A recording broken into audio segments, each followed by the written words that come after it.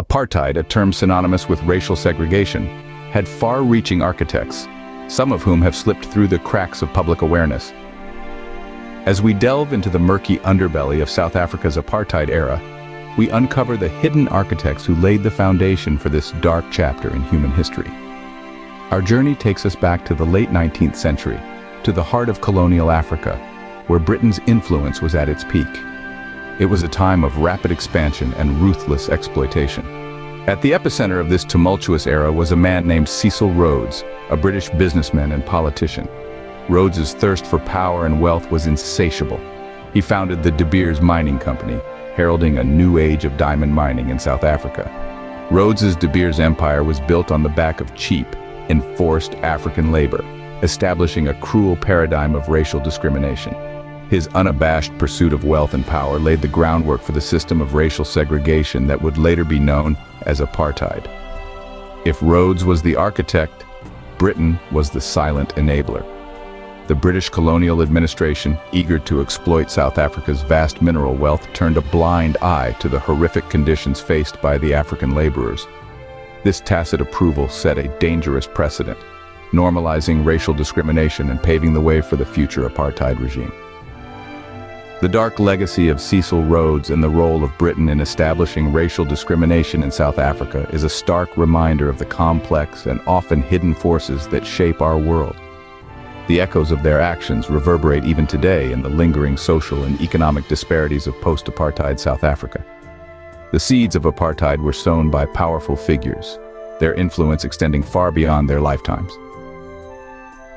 As we delve deeper into the shadows of history, we will uncover more hidden architects of apartheid, unmasking the concealed hands that played a role in shaping one of the darkest periods in human history. The Rothschild family, a name often linked to global finance and power, had an unsung role in apartheid's creation and sustenance. Known for their immense wealth and influence, the Rothschilds were a family of European financiers with a history that weaves through centuries and across continents. Their influence reached far beyond their homelands, touching even the distant shores of South Africa. Despite their prominence, the Rothschilds' involvement in the apartheid era was largely overlooked in mainstream historical narratives. It's a tale that, like an old photograph, has faded with time, yet still retains its significance. Allegedly, the Rothschilds were instrumental in supporting the apartheid system. But why would this globally influential family involve themselves in such a divisive issue? The answer, as is often the case, lies in the allure of profit. The apartheid system provided a cheap labor force, and this labor was instrumental in the operation of South Africa's rich diamond and gold mines. Mines, it is worth noting, that were under the control of corporations with deep ties to the Rothschilds. This isn't to say that the Rothschilds were the sole architects of apartheid, far from it, but their financial support provided a backbone to the system, a steady flow of resources that allowed it to endure for as long as it did. The Rothschilds' involvement in apartheid is a testament to their far-reaching influence. Their story reminds us that the roots of historical events often run deep, tangled in a complex web of power, profit, and politics. It shows us that the powers that shape our world often operate from the shadows, their actions obscured by the passage of time and the fog of history. The Rothschilds, a family whose influence touched even the darkest corners of history, were instrumental in shaping the apartheid era. Their involvement, though largely overlooked, is a crucial piece of the puzzle, a hidden chapter in the story of apartheid's rise and fall. In 1948, a policy of systemic racial segregation, known as apartheid, was officially implemented by South Africa's National Party. A dark cloud was cast over the Rainbow Nation, as this policy sought to cement divisions among different racial groups, legitimizing and exacerbating racial discrimination and inequality. Apartheid, a term derived from the Afrikaans language meaning apartness, was more than just an ideology. It was a meticulously structured system that classified South Africa's population into 4 racial groups: white, black, colored, and Indian. Each group was governed by distinct laws, regulations, and standards which were designed to ensure the supremacy of the white minority over the majority black population. The National Party, led by Daniel Francois Malan, enacted this policy under the guise of maintaining separate development of different racial groups. However, Beneath this veneer lay a sinister intention to maintain white dominance and control over the economic and social systems of the country. The immediate effects of apartheid were devastating. Black South Africans were dispossessed of their lands and forced into designated areas known as homelands or Bantustans.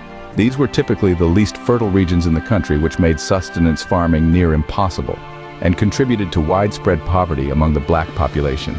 They were also subjected to stringent pass laws, limiting their freedom of movement and making everyday life a constant struggle. Meanwhile, the colored and Indian communities faced their own set of challenges. Although they were not subjected to the same severe restrictions as Black South Africans, they nevertheless experienced systemic discrimination and limited opportunities. In the face of such adversity, the resilience of the South African people was tested. The seeds of resistance were sown, leading to the formation of liberation movements and setting the stage for the struggle against apartheid that would unfold in the coming decades. Thus began an era of racial segregation that would leave a lasting scar on South Africa's history. This was the dawn of apartheid, a dark chapter in the annals of human rights that forever changed the course of a nation and its people. Behind the scenes of apartheid, global corporations found opportunities to exploit, driven by the allure of cheap labor. The system of apartheid, designed to dominate and oppress, presented a dark underbelly of economic exploitation that often goes unmentioned. Many international corporations, attracted by the prospect of cheap labor, allegedly found ways to benefit from the apartheid system. These companies, encompassing a broad array of industries from mining to banking and even technology, managed to operate in the shadows, far from the public eye. Let's take a closer look at some of these corporations. Barclays Bank, for instance, was one of the largest investors in South Africa during the apartheid era, providing substantial financial support to the regime. Similarly, the mining industry, a cornerstone of South Africa's economy, was dominated by companies like Anglo-American and De Beers, both of which profited immensely from the cheap labor provided by the apartheid system. These corporations were not alone. Many other global entities, including some of the world's most respected brands, were implicated in benefiting from apartheid. These included companies like IBM and Ford, who maintained operations in South Africa throughout the apartheid era, allegedly profiting from the low labor costs that the system facilitated. Despite the damning allegations, many of these corporations have managed to avoid significant public scrutiny. Some have even gone on to become leaders in their respective industries, their past largely forgotten or overlooked. This lack of accountability raises critical questions about the role of global corporations in perpetuating systems of oppression like apartheid. The secrecy and lack of accountability surrounding these corporations' involvement in apartheid highlight a crucial aspect of the system that is often overlooked: its economic underpinnings. The apartheid regime, while undoubtedly a system of racial segregation and oppression, was also a system of economic exploitation. Apartheid, while a system of oppression, was also a profitable venture for those with the power and lack of scruples to exploit it. This dark chapter of history serves as a stark reminder of the lengths some will go to in pursuit of profit, even if it means supporting a regime built on hatred and discrimination. The effects of apartheid were far-reaching and devastating, affecting every aspect of life in South Africa.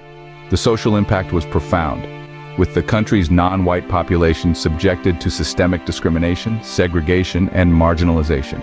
This not only divided the society along racial lines, but also bred a culture of fear and distrust that still lingers today. The economic repercussions were equally severe. The apartheid system enforced policies that favored the white minority economically, creating a considerable wealth gap that continues to persist. The cheap labor provided by the non-white majority under apartheid formed the backbone of this economy, a stark reminder of the exploitation that took place. Psychologically, the impact of apartheid was immeasurable. The constant humiliation, fear, and repression caused immense psychological trauma, the effects of which are still felt by generations today.